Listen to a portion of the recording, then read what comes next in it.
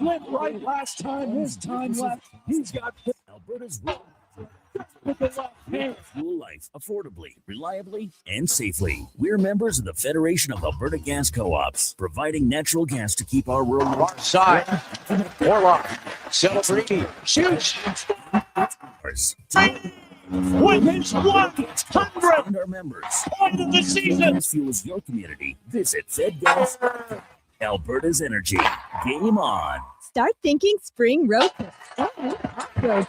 Braves. Yeah.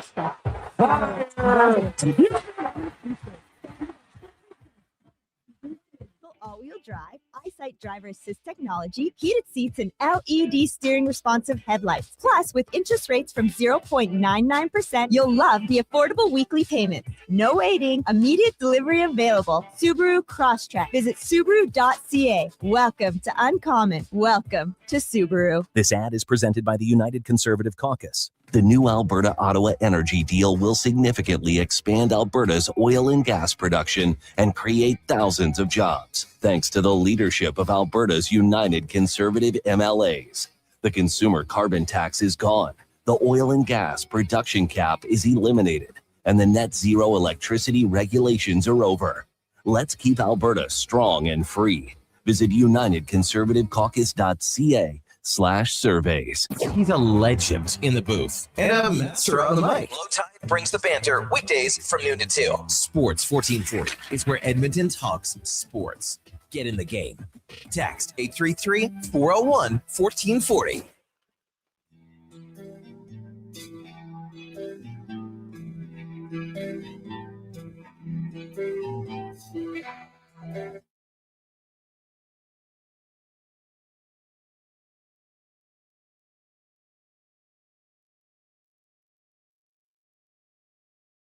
The Jason Gregor Show. Die. Warlock. Celebrating. Shoots.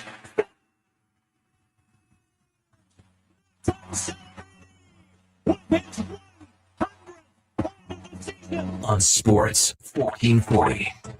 James Weston's got two bodies. Oh, my God, with the left hand. Presented by PlayAlberta.ca, Alberta's only regulated online gambling website. Braves catch.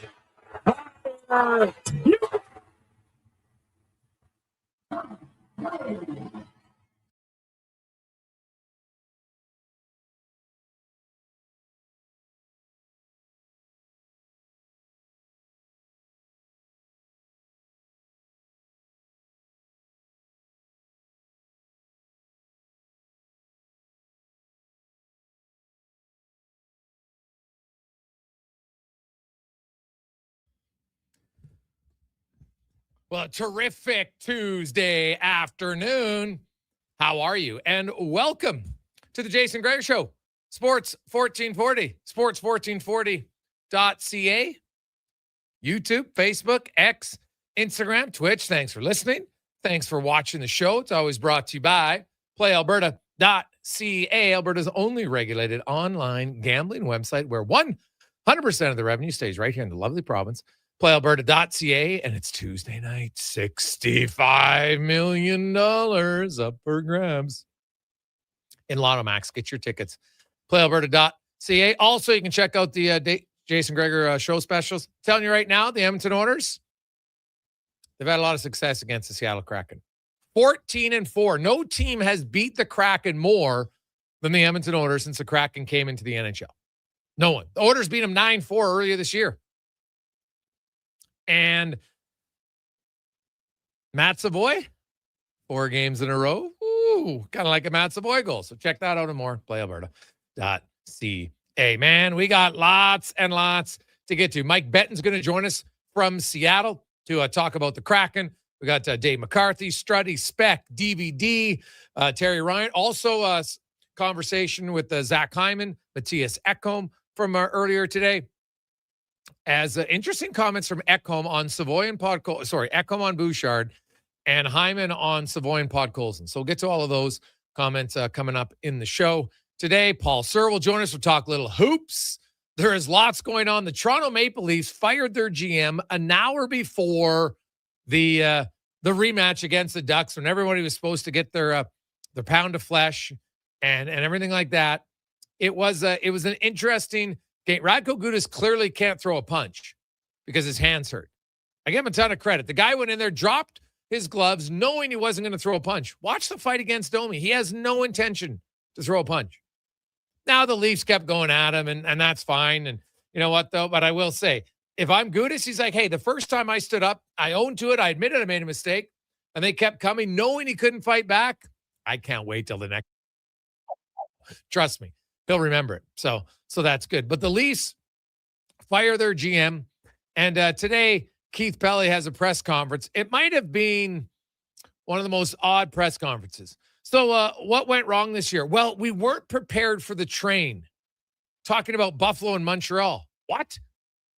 What the hell does that have to do with anything? Yes, last year you had 12 points against those two teams. This year you got 6. So why does that 6 points matter? You'd still be 5 points out of the playoffs if you beat those teams. What the hell are you talking about? How does two teams... I get that Montreal, by the way, playoff team last year. I get why Buffalo's better. You're like, oh, okay. You weren't prepared for it. Neither was Buffalo. They were in last place, but then they figured it out. What about Columbus?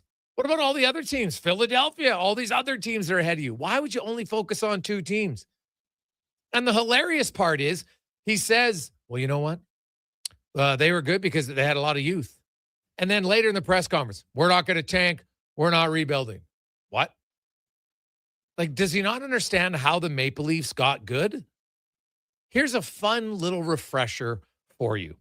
Because the Maple Leafs, they kind of were like the Oilers. They had a decade of darkness. It just didn't go a full decade. From 2006 to 2016, they missed the playoffs 10 out of 11 times. They made it in 2013. But in 2006, first round pick, 13th overall, Yuri Tlusty. 2007, they traded their first round pick, which was 13th overall, and a second rounder for Vesa Toskala and Mark Bell. They traded a first rounder for Vesa Toskala and Mark Bell. Didn't work out. Then they took Luke Schenn, 5th overall. They traded up from 7th, gave up a second rounder to move up 2 spots. They took Nazem Kadri, 7th in 2009. Then the pain came because in September of 2009, they traded for Phil Kessel, and they gave up a first rounder in 2010, a first rounder in 2011, and a second rounder in 2010. They didn't get good. In fact, the Maple Leafs ended up having the 2nd overall pick in 2010. That went to Boston. Hello, Tyler Seguin. The next year, missed the playoffs again. And guess what? They traded their pick, which is a 9th overall pick. Dougie Hamilton. Boston said, thank you. So Boston got Seguin and Hamilton. And I don't even remember who they got in the second round. Doesn't matter. They won the trade. And guess what? The Leafs stayed bad. Then they got Morgan Riley, 5th in 2012. They did make the playoffs in 2013, and they took Freddie Gaudreau, 23rd overall. Then they went back to sucking. And 7th overall in 14, Willem Nylander. 4th overall in 15, Mitch Marner. 1st overall in Austin Matthews, 2016. And guess what? Then they got good. From 2017 to 2025, the Maple Leafs had the 3rd most regular season wins in the NHL. But how do they become good? Well, 1st overall pick, a 4th overall pick, a 7th overall pick, a 5th overall pick, like most teams. Chicago, Edmonton, Pittsburgh, LA, go down the list. Tampa Bay, right? Go down the list of teams that became good. The only one that didn't really was Florida. Now, although they did have Aaron Ekblad 1st overall, and they did get Barkov 2nd, so they do have 2 picks. They traded all their other ones, but they traded them for really good players. So if you have good picks and you want to trade them, knock your socks off.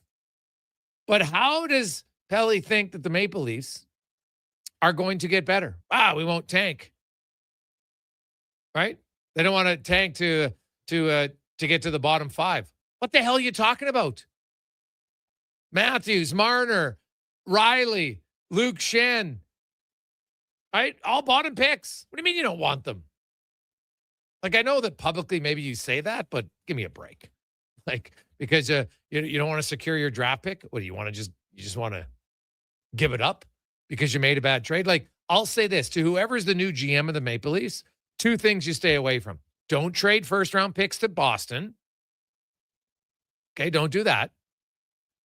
And when you do get some good young skill, don't sign a free agent for way more money than have to pay your young skill who's just as good more money.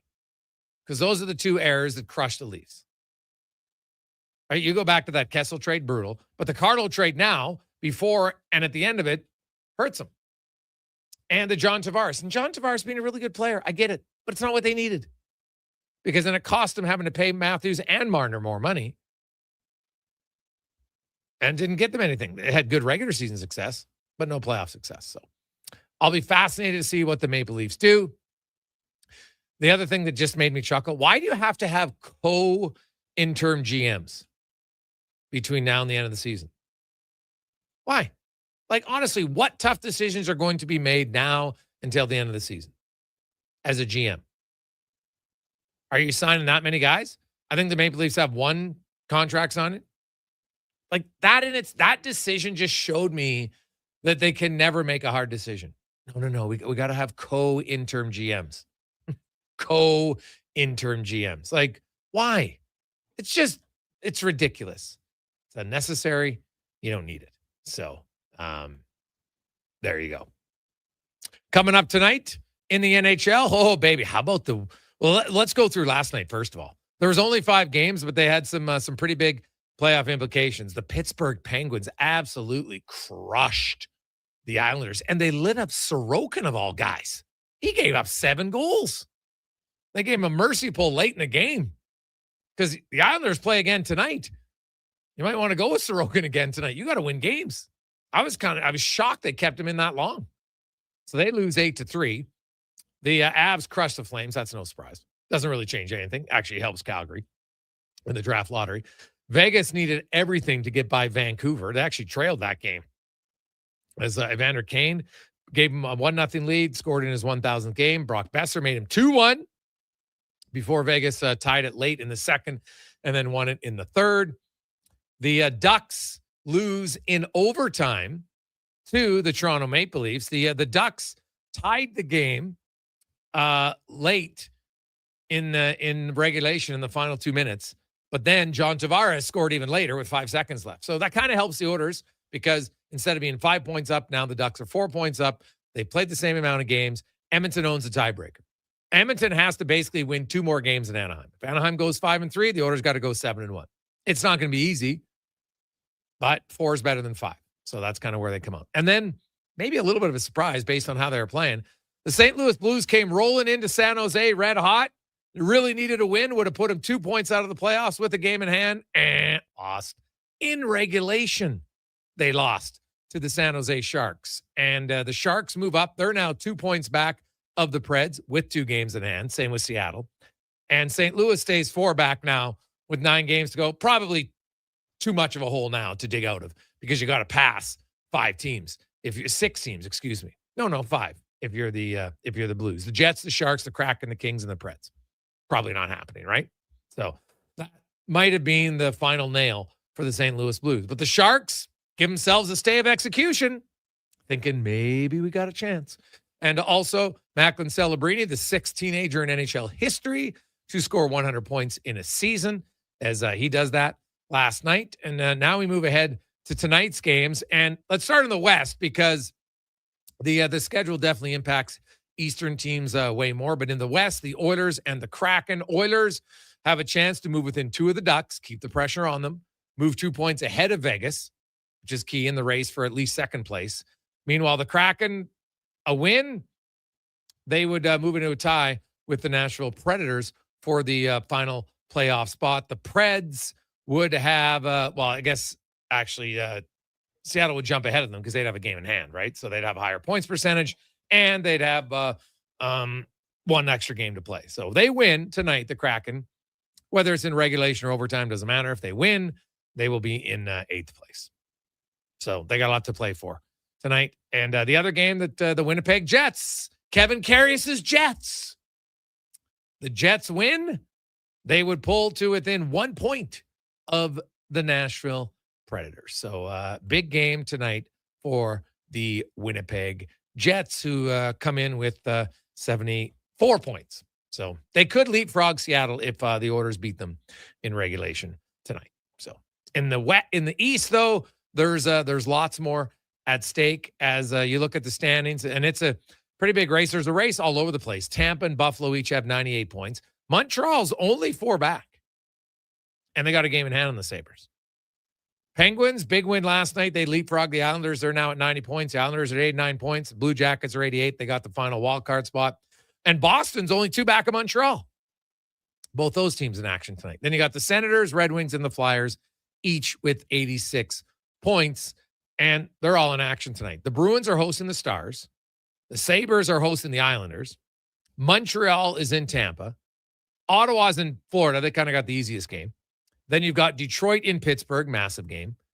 Flyers are in Washington, and the Blue Jackets host the Hurricanes. So, man, there'll be lots of movement tonight in the Eastern Conference. Well, maybe. It depends on who wins and loses. They might just be shuffling the deck like they have been the last few days. One team moves in second, other teams drops to third, one's in a wild card spot, the other one's out of the playoffs. So we'll see what happens tonight. But teams like the Flyers you're chasing, the Red Wings are chasing, the Senators are chasing. They got to win.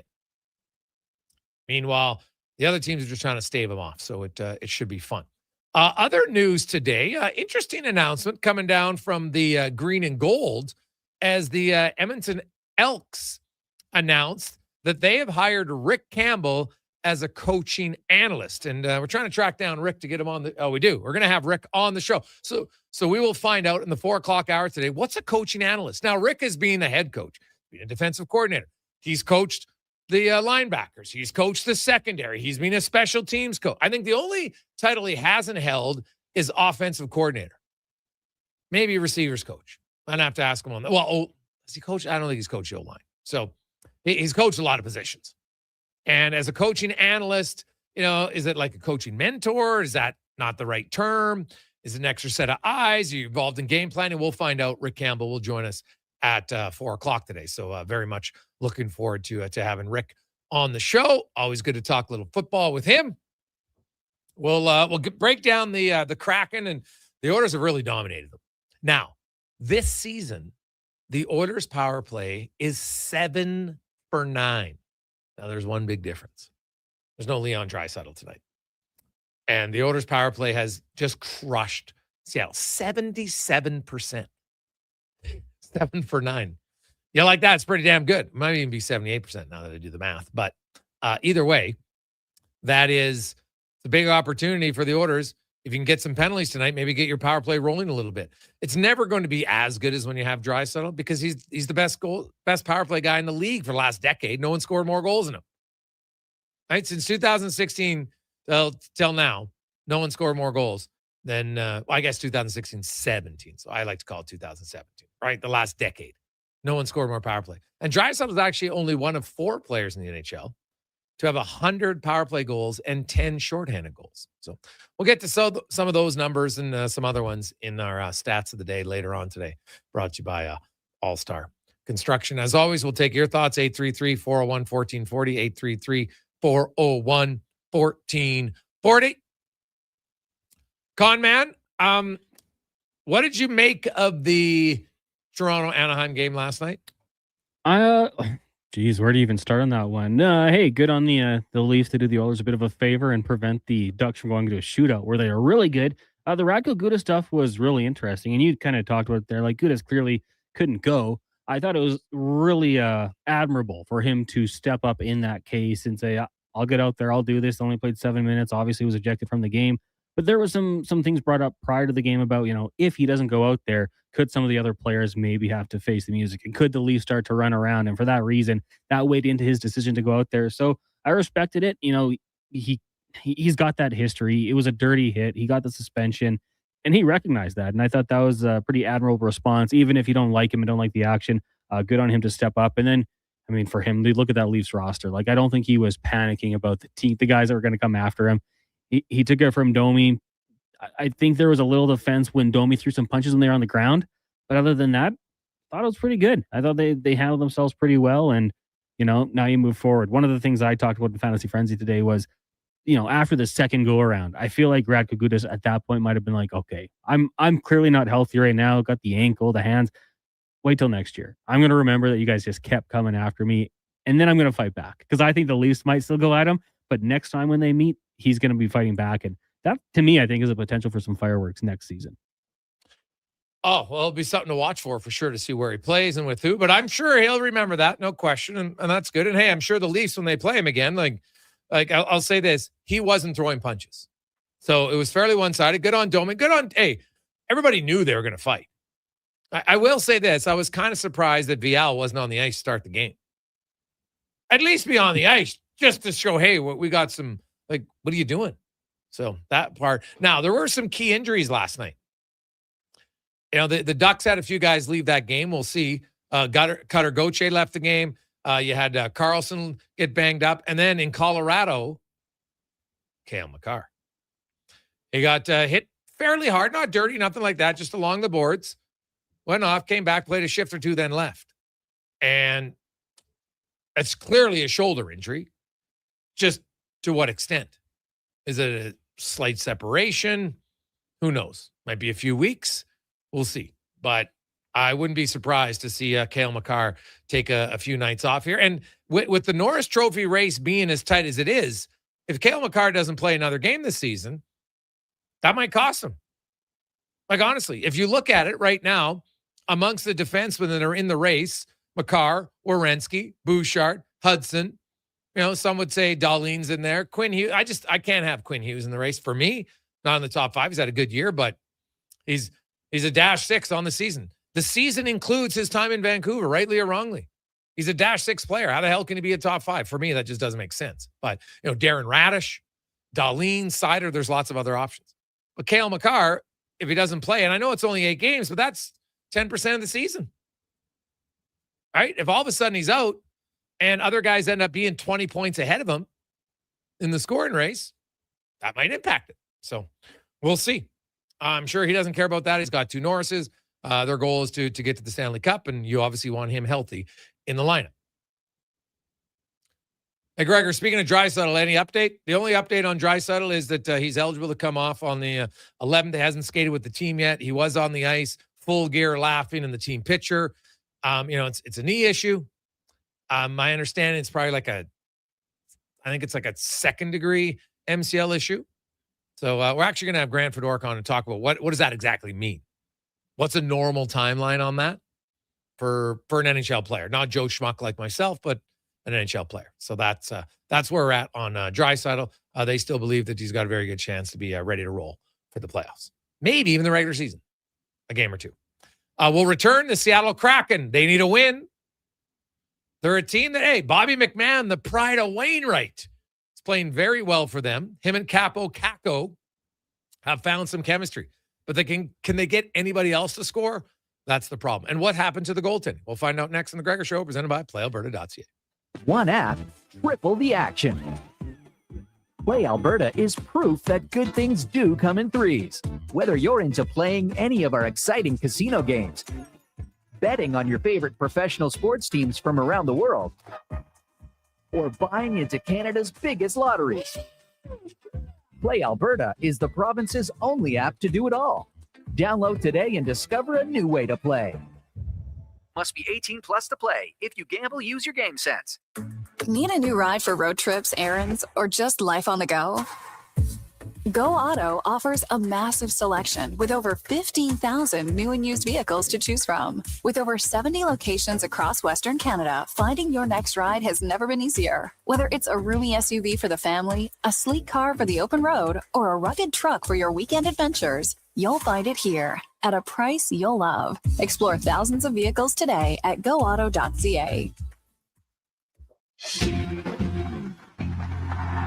With the lead up to the playoffs underway, players are definitely stepping up their game. And the fans are doing the same. Simple snacks like chips and dip may work at the front half of the season, but now more and more fans are rocking the Wilhauk beef jerky for game time get-togethers. Just make sure you bring enough for everyone if you want to be invited back for the playoffs. Make your next hockey game day a Will Hockey game day with Wilhauk beef jerky, only available in Leduc. Get yours today because you don't win games with salad.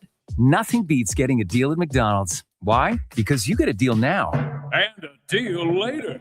Redeem an offer from the latest mailer or on the McDonald's app and dig into instant savings. Plus, you earn points towards Free McDonald's. Now that's what I call A double whammy of deals.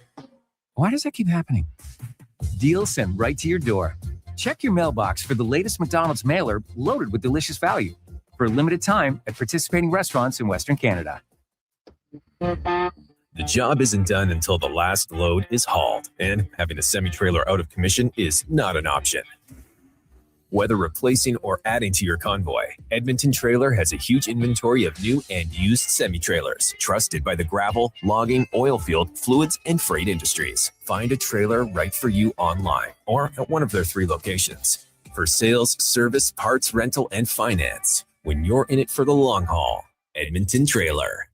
Whether it's a house, a gas station, an apartment complex, or any new building going up above ground, the work always starts below ground. And that's where you'll find GS Construction. GS Construction ensures the first step, relocating utilities, installing new ones, and building the underground systems, is taken to make progress possible. But the work can't start without you. GS Construction is currently on the lookout for experienced top men, pipe layers, and operators. To apply, visit gsconstruction.ca.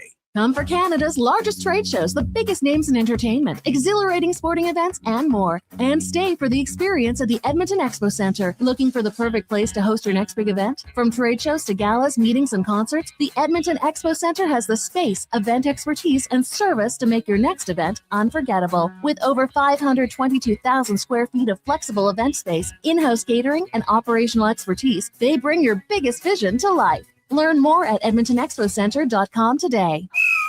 That's 2 minutes for teeth chattering. Freezing on the sidelines again? The Kuma heated chair is a must-have for sports parents who want to cheer in total comfort. From chilly spring mornings to frosty fall evenings, you can finally be warm and comfortable for every game of the season. Shop Kuma Outdoor Gear online and choose from 4 unique models, including one you both can curl up in. Get yours today at kumaoutdoorgear.com. Hey, I'm Ryan Reynolds, and if you're like me, you never stop wondering what the future holds. The one thing I do know is that you'll be able to enjoy my maple butter glazed donut at Tim Hortons because it's so fluffy and delicious that it'll never come off the menu. Never, ever, ever. Try it today at Tim's.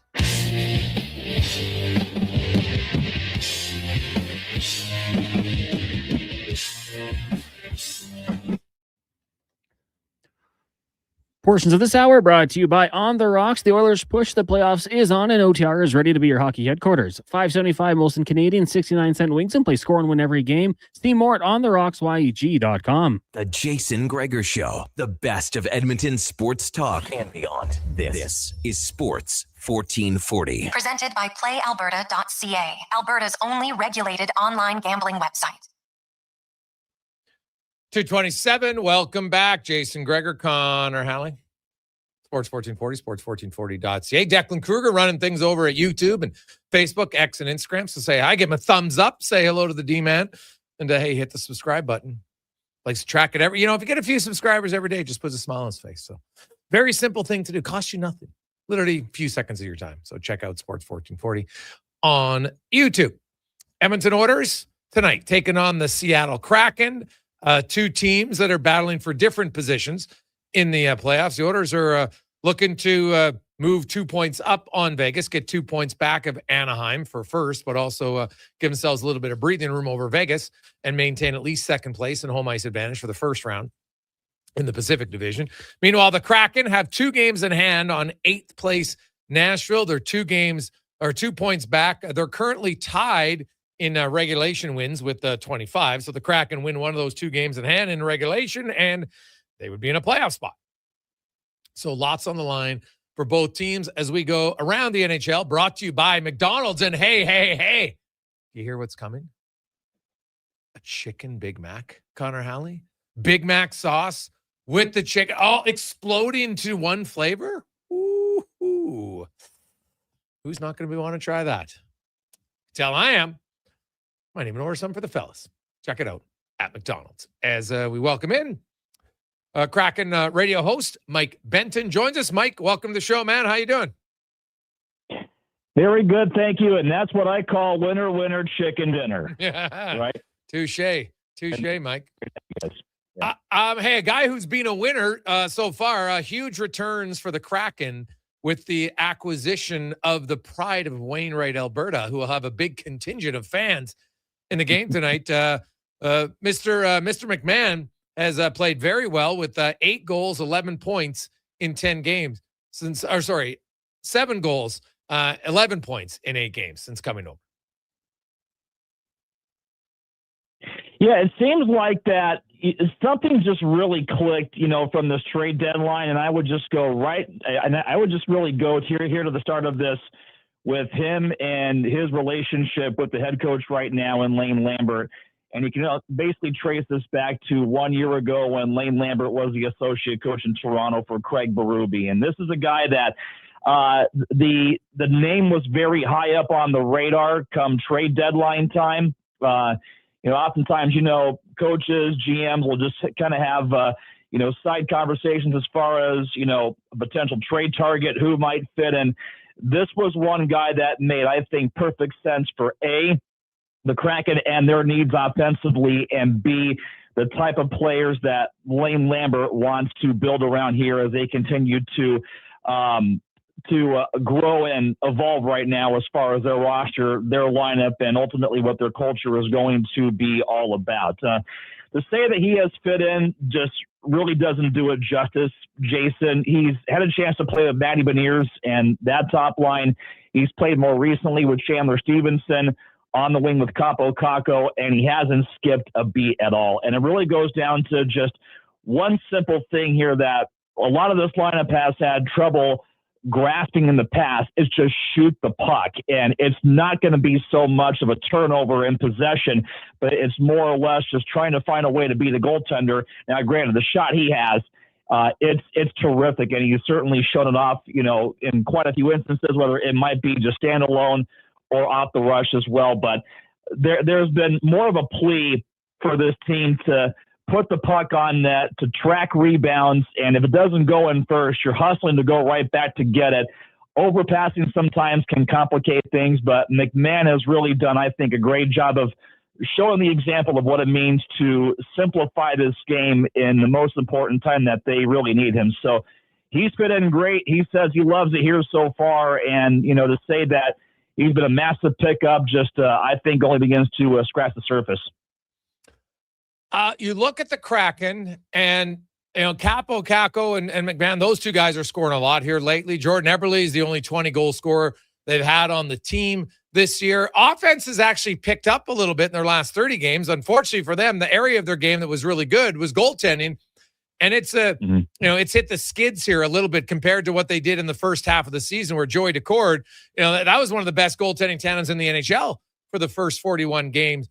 Is it just defensively he's a little bit weaker, but, when you look at goals saved above expected, it's kind of fallen, into the negative category for both of those guys here down lately. What's changed simply from a goaltending standpoint? Well, here's what the Lane Lambert system is all about here, Jason, since he took over the Kraken, several months back, even, back to this last summer. The better that they play, it's reflective on the kind of quality shots or lack thereof that they give up each game. And I kind of used an example of a win they had against the Carolina Hurricanes back on March 2nd. They won that one by a nose hair. Carolina got fresh off the bus and dumped what felt like about roughly 80 shot attempts on net, as they usually do basically every game. The difference here, though, is for that kind of game, they were firing pucks ad nausea from the outside, and it made it easy for goaltending to make basic saves. The more and more that you find pucks begin to filter their way into the middle, that's where the Kraken get into trouble. When they're at their best, they've got sticks clogging lanes, they've got players blocking shots, and, more often than not, they're able to box out and, take away those firsthand opportunities as well right back at the front of the net. So I would link it right back to more of a commitment to where this system began to really lock itself in around middle to late November.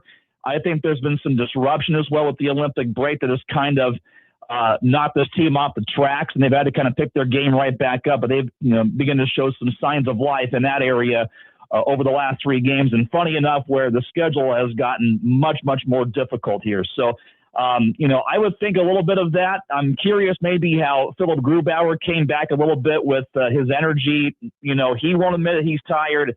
There was a bit of a dip as far as the numbers before the break, and Joey DeCourt has had a lengthy break as well, but his numbers took a dip. But ultimately, it goes right back to how well can they defend the inside, because when they do, they're at their best, and high-quality shots are few and far between. Rush chances are few and far between as well. The Oilers' power play 7 for 9 against the Kraken this year. No team has beat Seattle more since they came to the NHL than the Edmonton Oilers. The Oilers are 14-4. Dallas has 13 wins, pretty dominant at the same time. Edmonton's power play has been great, though. Historically, over 35% against Seattle, 77% this year. But, and it's a big but, there's no Leon Draisaitl tonight, and he is a key cog in the power play. Without Draisaitl, the Oilers' power play in the 6 games is 1 for 14.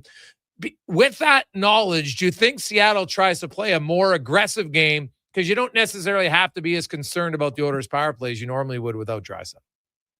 Yeah, it's such a great question, man. But you know what? Connor McDavid's found a way to hurt them over and over on the power play. Evan Bouchard, Ryan Nugent-Hopkins, Zach Hyman. He had a 4-goal game against them. They still have legit weapons here. So, I mean, it's been a bit of a struggle for the Kraken and the penalty kill, and for numerous reasons. There's been some personnel shuffling, a little bit back and forth. And I think the longer the season went on, the more that they found the right kind of combination intersecting here with the kind of penalty kill that Lane Lambert has tried to document and diagram here from the get-go. But the Kraken have been one of the more disciplined teams in the NHL here for this season. And, one of the biggest key points is, even with Draisaitl out and the damage that he can do, this really isn't, a top-heavy team in the sense where you take Draisaitl out and the whole thing just goes kaput. I mean, I get it that, depth has always been a big, talking point here with the Oilers and their lineup. But when it comes to power play time, the way that they can certainly whip it around, it's been a big struggle for the Kraken to handle that for the penalty kill. So I think once again for this season, you're really going to hear a lot of how much can they keep play at 5-on-5. And there's kind of a fine line that they walk. And a hard lesson that they learned also when they lost handily to the Colorado Avalanche earlier this month back on March 12th. And Lane Lambert at the end of the game just said flat out they just gave the Avalanche way too much respect. So there's going to be some shifts where you're going to have to kind of, survey the lay of the land defensively, but not get caught puck watching. But the more and more that they can find the right plays at the right time and then avoid plays where they, take the bait, as you say, but find their way into the penalty box, the better off that they're going to be. So I'm a firm believer that even with Draisaitl out, they don't want to play with fire with giving the Oilers power play chances over and over. Yeah, Mike Benton joins us here on Sports 1440. Mike, the Kraken are one of 6 teams battling for that final playoff spot. You got some help in a way. The St. Louis Blues might have knocked themselves out of that race last night. They're 4 back with only 9 games to go, and they got to jump over 5 teams. It's pretty hard to do. The Kraken only have to catch the Preds or the Kings at this point, and they do have 2 games in hand on the Preds, 1 game in hand on the Kings. How important do you feel these final 10 games are for this organization and the need to get back to the postseason? Absolutely massive. And I called this 6-game road trip that they're ending tonight, the final boss of this regular season schedule. And even then, they still have to end the regular season, Jason, back-to-back at Vegas, which just made a coaching change. And then, get this, at the Colorado Avalanche in the Rocky Mountain High where the altitude is 9, and you got to deal with Nathan McKinnon. Then again, we'll see what kind of lineup that they put out here with, what could be or not be at stake right now in, their pursuits of top seed in the Western Conference. So a playoff spot is already locked down. But I went back into this part of the schedule where, they had a lengthy stretch away from home ice. They have been better at home this year than on the road. And they went through some, a pretty good deal of challenges here. When you look at what they had to deal with, first off, it was going into, the reaches of Buffalo, going into the reaches of Florida, and they're having a down year. But, the Panthers really gave them a handful. And then to Tampa Bay, where they had only won once in franchise history, and the Kraken found a way to win that game as well in overtime. Buffalo's a lot better this year, and the Sabres proved that a 2-0 lead, for the Kraken was not enough in that game, and they came back to win in a shootout. What's encouraging for them is they've been playing a lot better with the hill getting a bit steeper here on this road trip. They found a way to get an early lead. They found a way to minimize the penalty damage. Goaltending has been better. They've continued to get, top-end contributions from Bobby McMahon. And then what I really pointed out earlier was that you really found an extra sense of fire inside their game, some fuel, some passion that really had been spotty maybe at this point, at points of this season, and definitely for the first 4 years of this franchise. And that begins here with the culture that Lane Lambert is trying to turn around.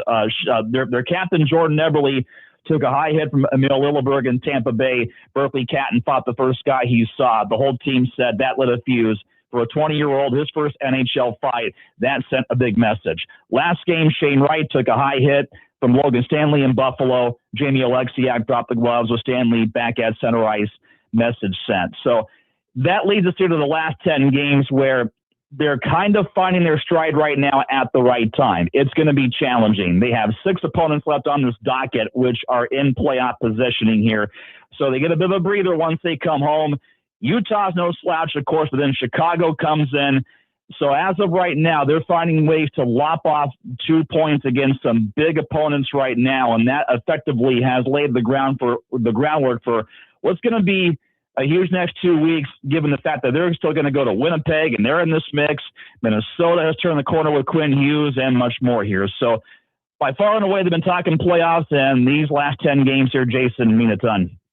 Yeah, it's going to be huge, and it'll be interesting to see if the Kraken can find a way to solve the Edmonton Oilers, who, if you remember the Clash of the Titans, the Oilers have basically been the Medusa to the Kraken right now since they've come in the NHL. So, Mike, I appreciate your time. Enjoy the game tonight. Yeah, you too, Jason. Appreciate you. Thank you. There you go. It's Mike Ben. Now, I know the answer to this question, Connor. I know you've never seen it because it is a bit of an older movie, and you're not a huge movie guy, but Clash of the Titans, a classic. Anybody out there who's of that vintage who it's such a great 80s movie.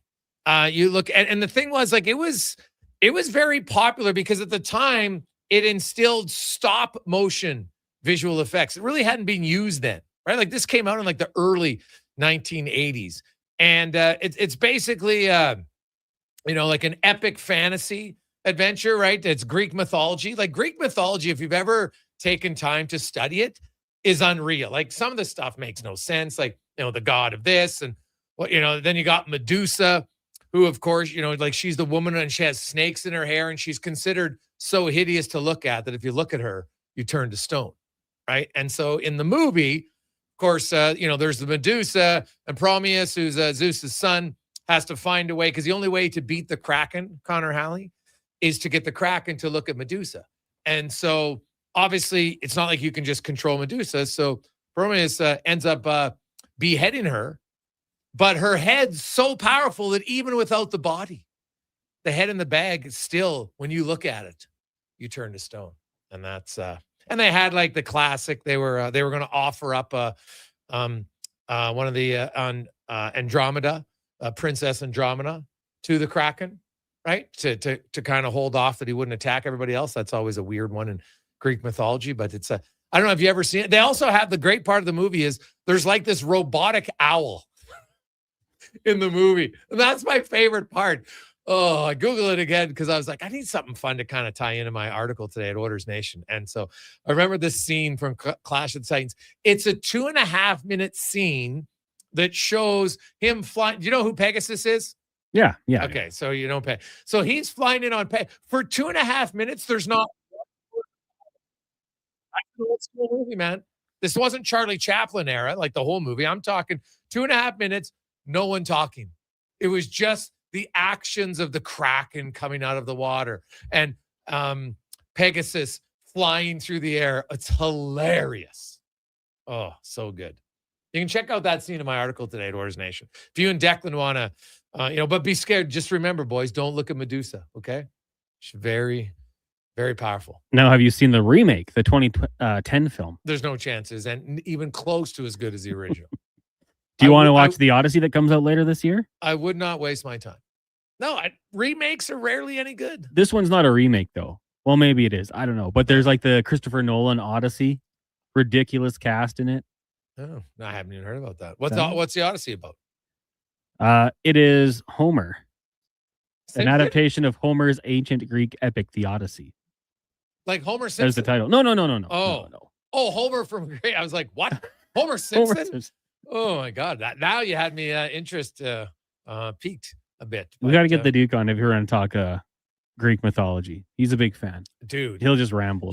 But you can go down like a rabbit hole on Greek mythology that is unbelievable. Like some of the stuff and all the gods and what they stand for and all the characters, like it's phenomenal, truly.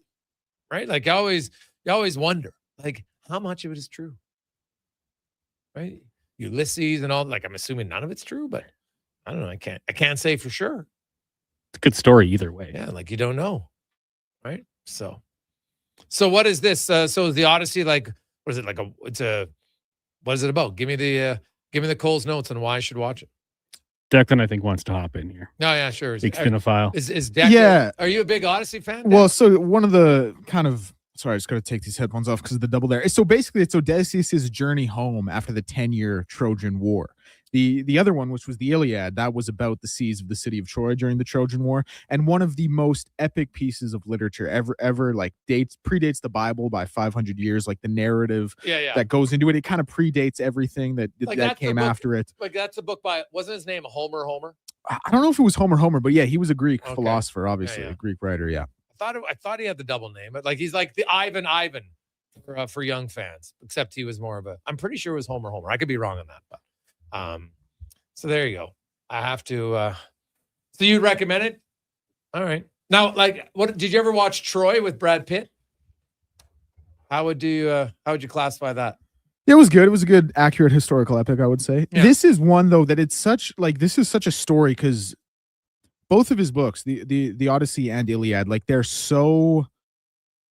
I think the best way to describe it is it's so hard to kind of put to film that no one's really wanted to try it because they're such epics and they mean so much to literature and to history that Christopher Nolan's really kind of the only guy who could attack this and actually give it a legit go. All right. And I think that's why everyone's kind of like, wow, it's finally here. Okay. All right. There we go. I like it. But you haven't seen Clash of the Titans, have you, Deck? I have not. Well, buddy, if you want to talk about an epic, classic film. Now, I'm being somewhat facetious, but there's just parts of it that are so good. The scene with the metallic owl is one of my favorite scenes of all time because there's no talking. They don't really describe everything. It's so hilarious. I love it. And then how the Kraken stares at Medusa and then turns to stone and just crumbles in the ocean. Hopefully I didn't ruin it for you. If you haven't seen it, it's great. Take a quick break. We'll come back. And hey, we'll talk about some guys who have been stone hands on the court next on the Gregor Show presented by PlayAlberta.ca. At Fountain Tire, the savings come in threes. Up to 25% off select tires, a mail-in rebate of up to $100 off a set of 4 select tires, and $50 off a $150 service. We're basically the BLT of savings. Until April 25th. Restrictions apply. Book today. At Leading Edge Physiotherapy, healing doesn't have to feel heavy. Because in our SwimX aquatic therapy pools, you literally float your way to recovery. Whether you're dealing with arthritis, back pain, joint injuries, post-surgical rehab, chronic pain, balance issues, mobility challenges, or just feeling a little creaky, warm water and gentle resistance have your back, your knees, and your hips. Trusted by pro sports teams and rehab hospitals, our SwimX pools help you move sooner, hurt less, and recover faster. So take the load off. Let the water do the work. Life shouldn't hurt. LeadingEdgePhysio.com. Hi, Mike here from Northgate Chevrolet Buick GMC. We're the #1 dealer in the world. Just kidding. If we were, would you care? We're the #1 dealer in Canada. Still kidding. You probably still don't care. Tell you what you will care about, our March Madness sale going on right now. Discounts up to $30,000. And the grand opening of our Autoplex, a massive indoor showroom. No self-proclaimed titles, no iPads, no trips to Vegas or hockey jerseys, just a really good deal. Stop in and see us today, 13215 97th Street, or visit us online at northgategm.com. You're in Northgate country. And here comes Action Electrical Service Team sprinting onto the scene. These are your first responders for any electrical emergency. That's right. With their fleet of service vans and specialized gear, they assess, they service, and maintain electrical, lighting, and automation systems. They're all about rapid response. Quick diagnostics and repairs to restore power and safety fast. Hire the Action Electrical team to bring home a win for your project. Visit actionelectrical.net. I'm Colin Livingston, president of Cantork.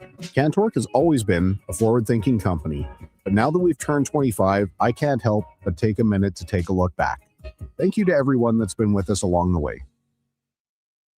When it comes to sports in Edmonton, Jason Gregor is a must listen. He brings you the inside scoop with guests from across North America. If it matters in sports, you'll hear it here first. Gregor rolls out weekdays from 2 to 6 on Sports 1440. Whether you're a craft beer connoisseur or more of a wine aficionado, there's always something new to discover at Sherbrooke Liquor, a unique family-owned independent liquor store. The selection, incredible. The non-alcohol section is also very impressive. Sherbrooke Liquor, expert, knowledgeable staff with a passion for unique finds. More than just a liquor store, we're a community. Alberta's best, the one and only Sherbrooke Liquor. Wine, spirits, and oodles of beer. Visit SherbrookeLiquor.com. Summit Restaurant, located in the heart of the Silent Ice Center and just minutes from South Edmonton Common.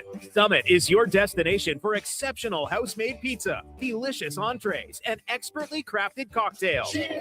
Experience the perfect blend of flavor and ambiance in a modern setting.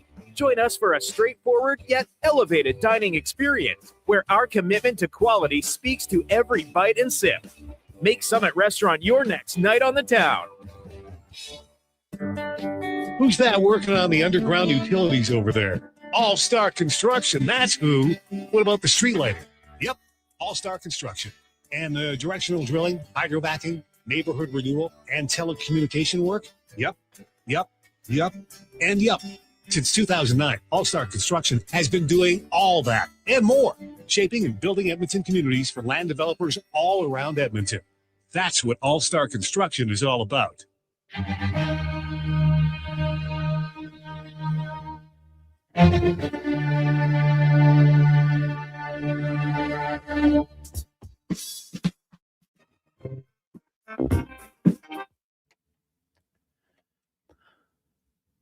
Portions of this hour brought to you by Cantork, made in Canada, made for Canada, where extreme isn't theoretical. Find your solution at cantork.com. This is Sports 1440, where Edmonton talks sports. On YouTube, Facebook, and X. Here's Jason Gregor. Brought to you by playalberta.ca.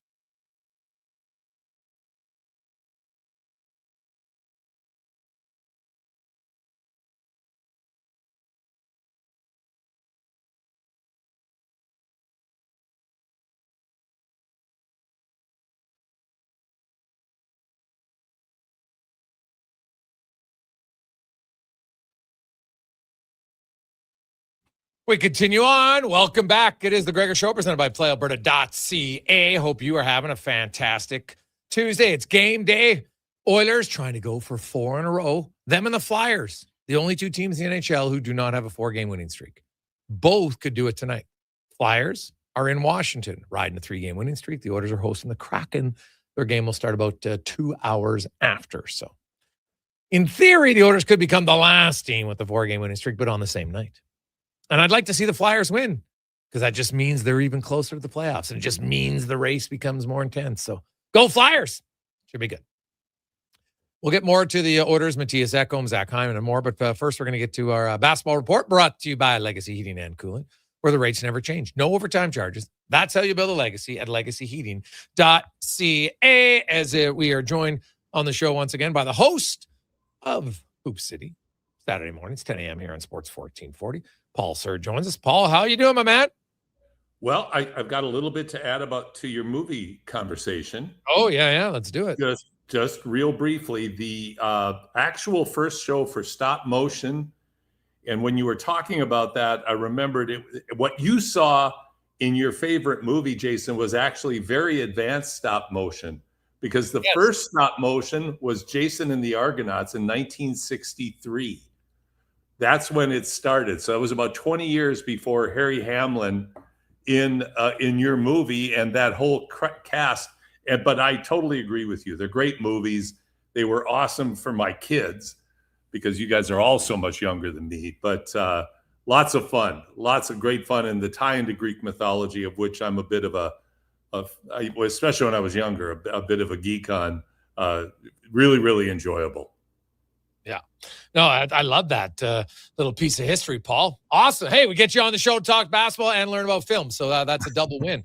I like it. Looking at the NBA, I saw that, the NBA now this year has had the most 30-point blowout losses in one season ever. Any reason why? Like, is it just, is there way more good teams and way more really bad teams? Because like the 20 teams that are going to make the playoffs kind of being decided here with a month to go in the season. Is this just a year where there's a clear bottom 10 teams way more than we've seen in a normal year? I think so. I think that's one of the reasons, but I think there's a couple of more that are at least worth exploring. I think the compete level when teams are behind, it seems to be at an all-time low visually, at least to my eye. When I'm watching teams, quote unquote, give up, Jason, I see a lot more of that, where the teams just stop competing altogether.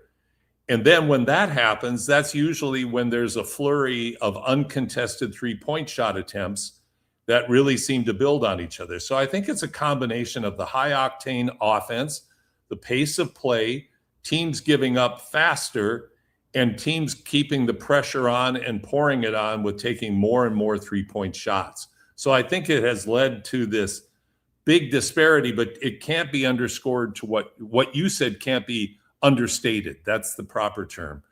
You're absolutely right. The delineation between the better teams, the best teams, good teams, and better teams, and the bad teams, man, the gap is huge this year. Yeah, and like I'm sorry, I just found it was like living in bizarro world, in dream world, when the commissioner comes out, we're going to do all this to eliminate tanking. Some of these teams aren't tanking. They're just bad. If you don't have talent, you don't have talent. And you can't in the NBA just suddenly go from 1 year we're bad. You know what? We're going to be the greatest GM team and suddenly we're going to be good. It doesn't work that way, right? Like it's impossible. So how do they, I just don't understand, unless they're going to say, you know what? We can only trade draft picks 1 or 2 years away. That's it. Rather than extending the period that you can trade picks, you have to close it, because that will limit teams from wanting to just give away good players for 5 first-round picks. Well, look at the Thunder as the beneficiary of exactly the scenario you're describing. I mean, they have piles of picks.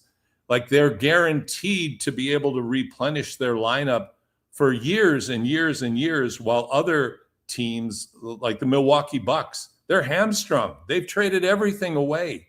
So now they're painted into a corner. And to your point, Jason, how are they going to get better if they without any kind of draft capital at all?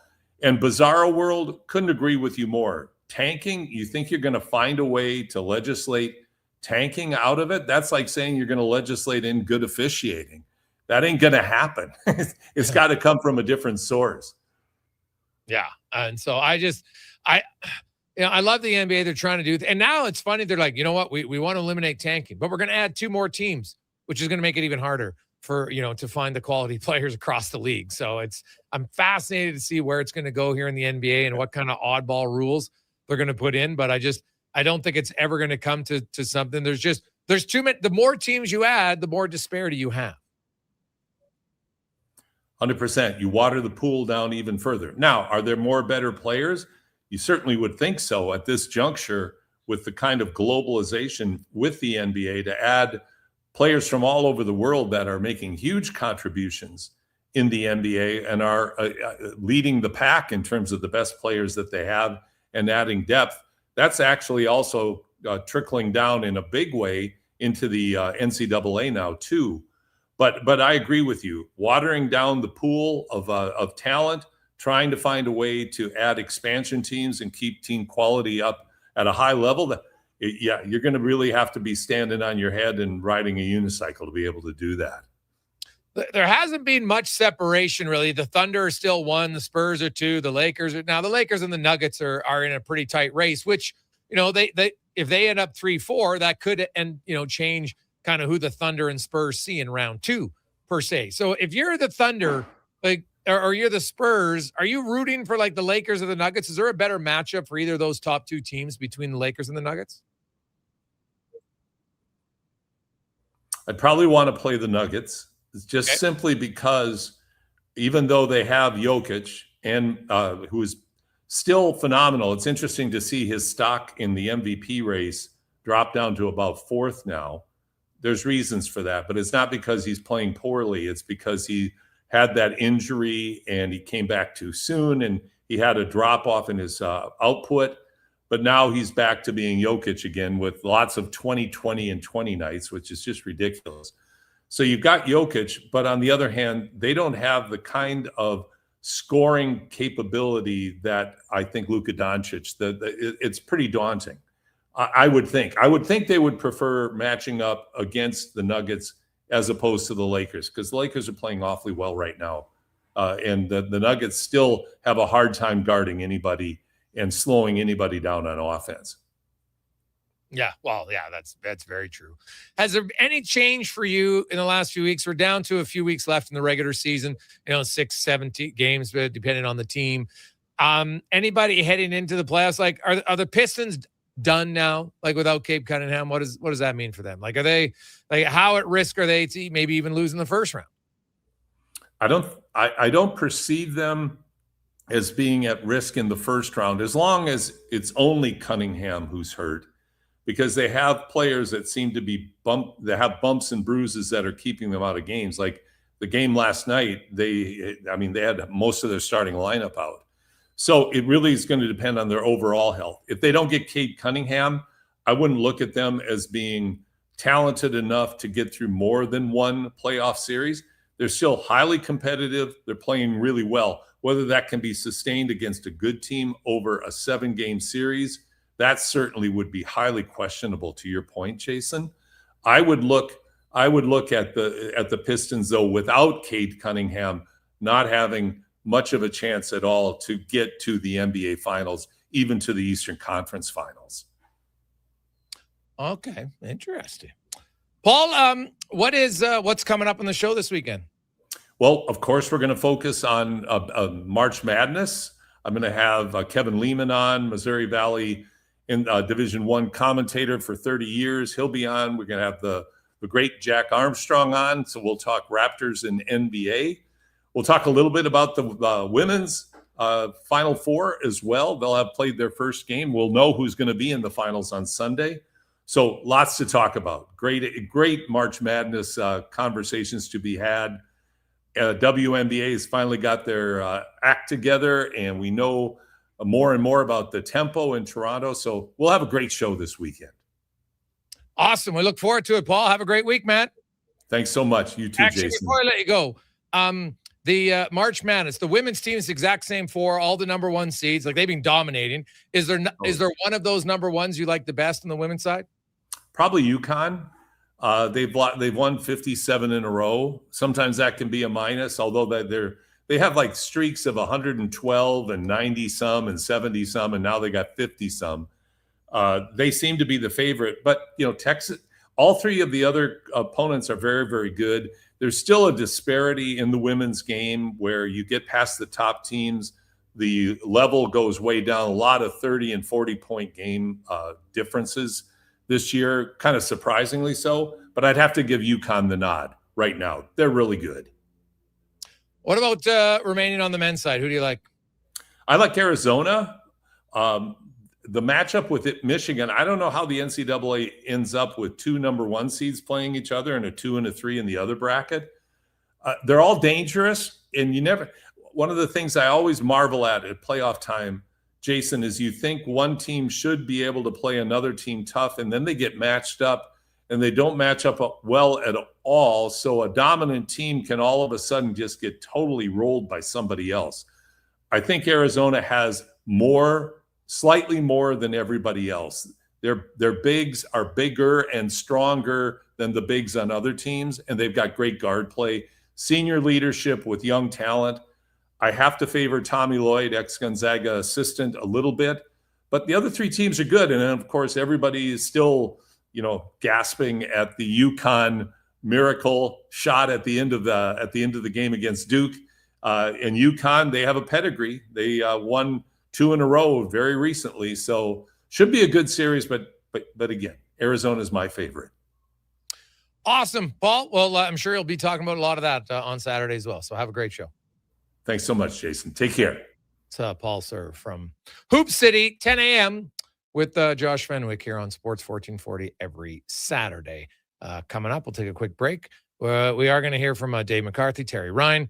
We got Rick Campbell's going to join us back as a coaching consultant, coaching analyst for the Edmonton Elks. What does that mean? We'll find out from Rick himself. We're going to hear from Matthias Ekholm, Zach Hyman, and more after Connor Halley Sports 1440 update brought to you by Go Auto. You're looking for a vehicle? Better place to shop than GoAuto.ca. Over 15,000 vehicles for you to choose from. GoAuto.ca.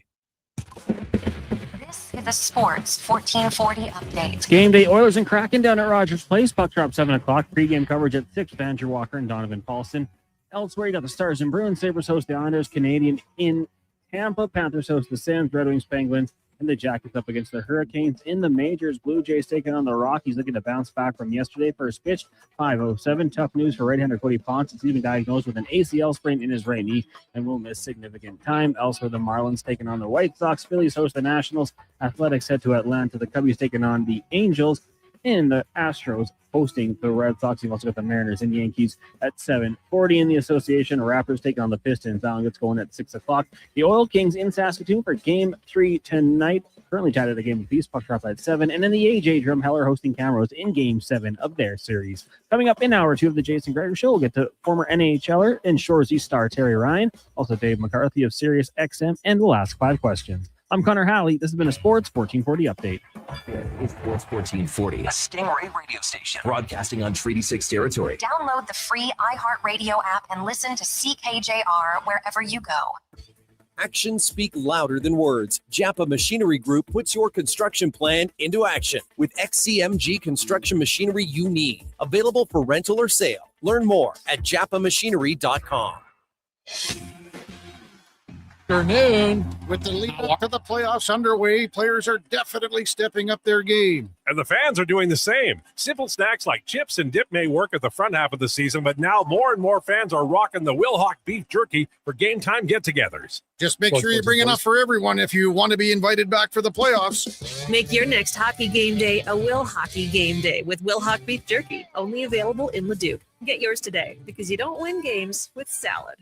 At GS Construction, every winter plan becomes a spring project. Every repaired line and every improved system is how we build the next chapter of Edmonton's infrastructure. And we can't do that without the best and the brightest in the field. That's why right now, GS Construction is looking to hire experienced top men, pipe layers, and operators who can step in and hit the ground running. With a people-first mentality, career growth, and comprehensive benefits, why would you want to work anywhere else? To apply, visit gsconstruction.ca. Hey, sports fans, we've got a clear choice for you. At Crystal Glass, we provide customers with the perfect glass for any job. From home to auto and even commercial, installation or repairs, we're your team. Call 310 Glass or visit crystalglass.ca. Crystal Glass. 24 hours a day, 7 days a week. Edmonton sports fans stay informed with Sports 1440. Stream us. Listen to us on the AM dial. However you consume this radio station, thanks for listening. Come for Canada's largest trade shows, the biggest names in entertainment, exhilarating sporting events, and more. And stay for the experience at the Edmonton Expo Centre. Looking for the perfect place to host your next big event? From trade shows to galas, meetings, and concerts, the Edmonton Expo Centre has the space, event expertise, and service to make your next event unforgettable. With over 522,000 square feet of flexible event space, in-house catering, and operational expertise, they bring your biggest vision to life. Learn more at edmontonexpocentre.com today. The job isn't done until the last load is hauled, and having a semi-trailer out of commission is not an option.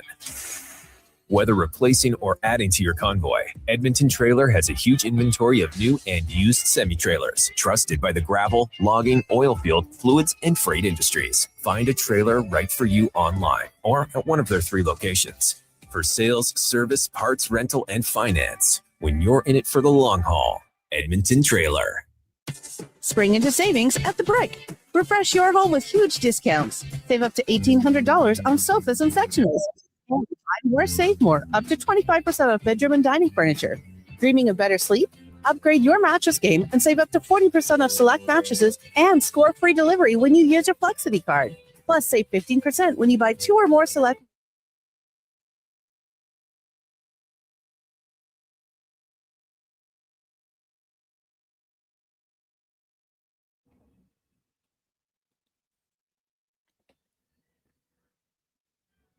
Portions of this hour brought to you by the Edmonton Oilers. Oilers fans, season seats have never been easier. Sign up for first to access full, half, and quarter seats starting at only $28 per week by visiting edmontonoilers.com/season seats.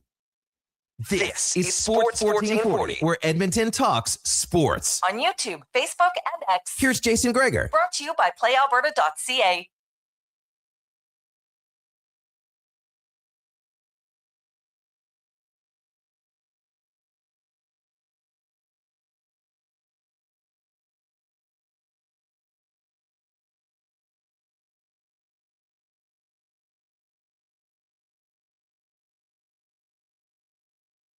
Fine.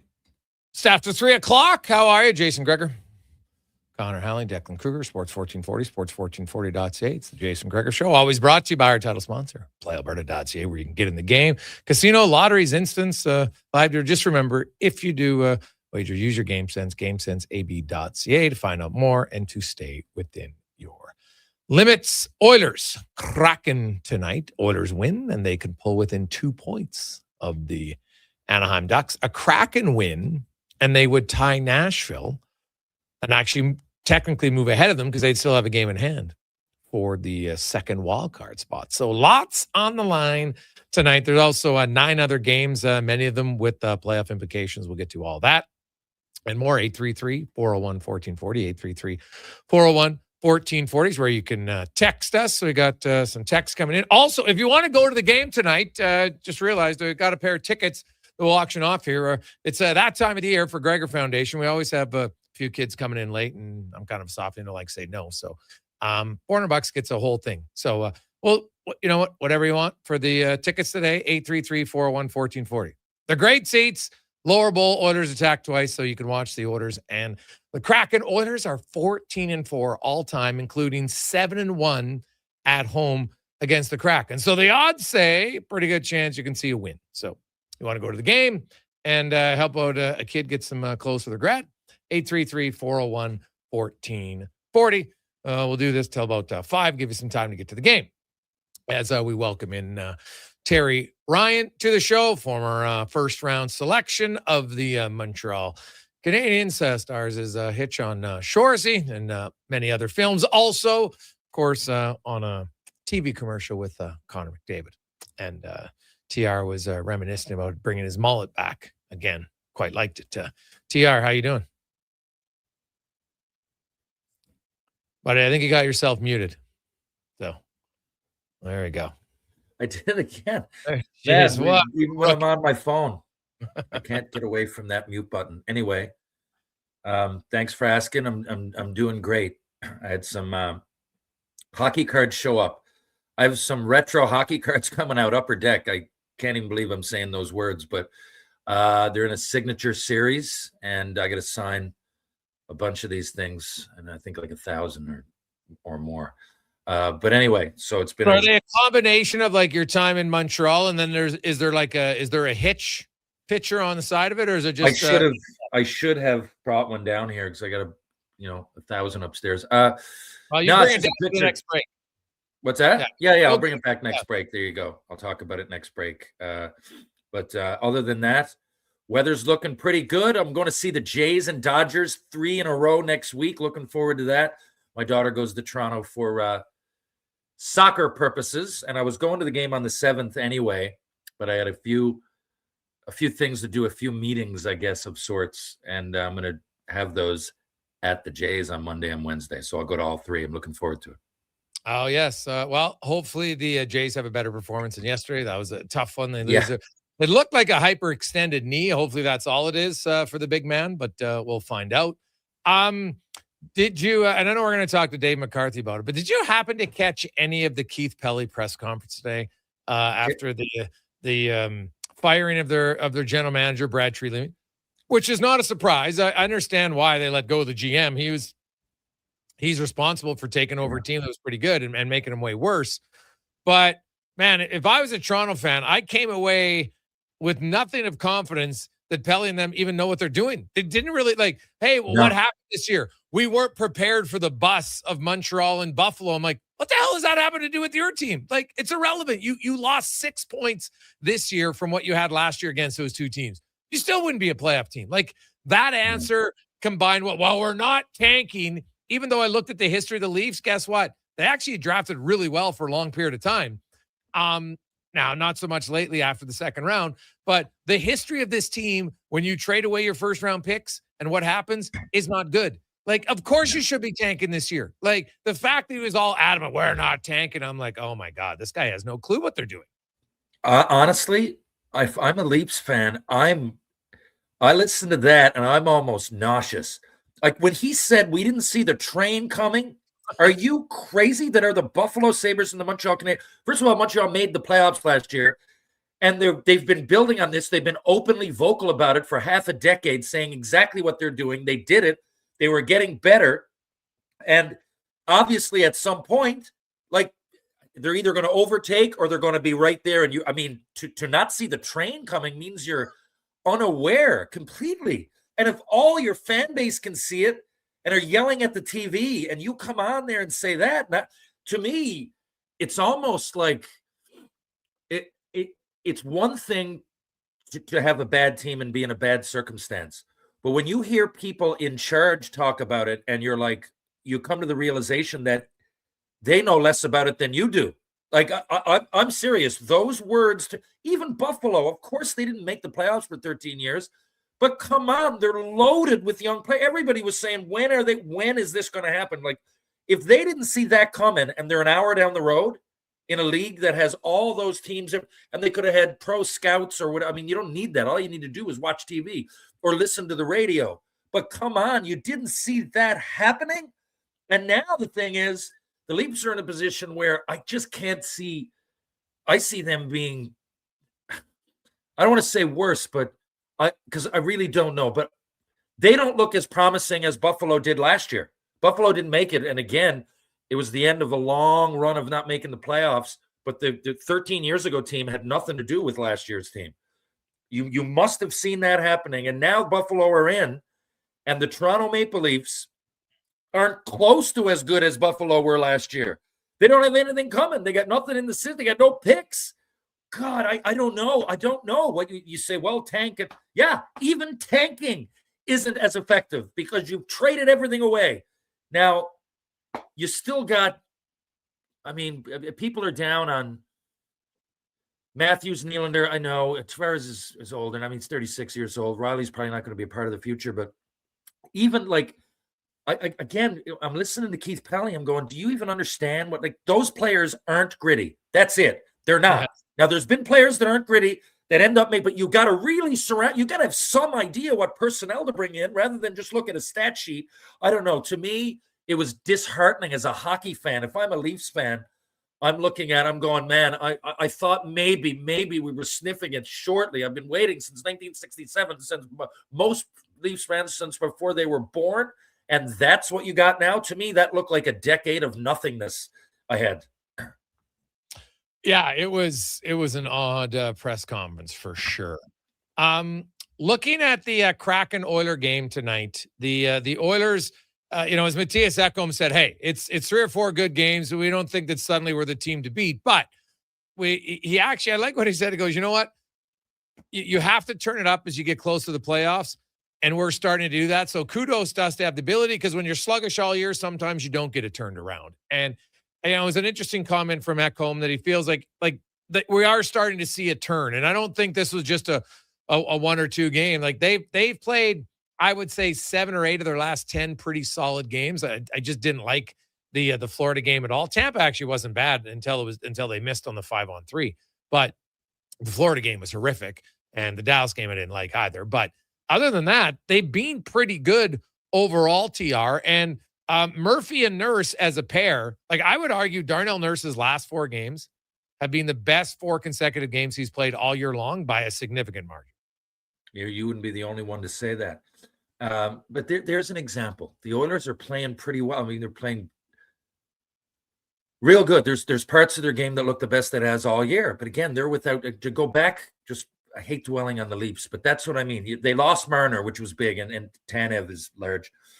Marner, I mean, that's the elephant in the room. Obviously, they lost him, and he's one of the best playmakers of his generation, setting up one of the best scorers. You lose one part. It's tough to put it all together when you don't have the personnel. But the Oilers are doing this again without Draisaitl.